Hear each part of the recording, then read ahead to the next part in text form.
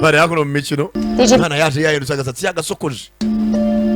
Wow. Don't you look nice? Wow, urasa neza mwana wanjye. Where are you off to tonight? Narase iri joro ugiye. Going out on a date? Giye kuri date hari umukobwa tugiye gusohokana. With that Nendes. Melanie girl? Wa mukobwa wa Melanie mwigaranga. No, someone else. Oya nundi muntu. Who? Nendes. Someone else. Mama nundi muntu ntago ari ngakubwira ariko.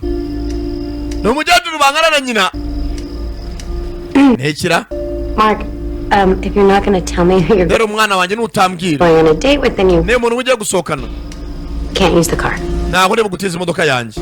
I don't need the car. Mama nta modoka yawe nyeneye. Gotta go. Ahubwo kangenda. Nyina cyaho yumva umuntu uvugije honi. Nta modoka y'umukecuru akeneye.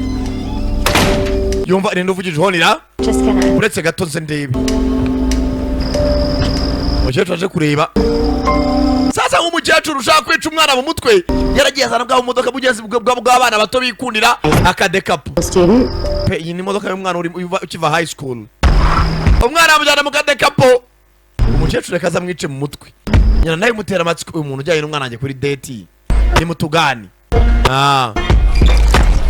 Sasa hako nino.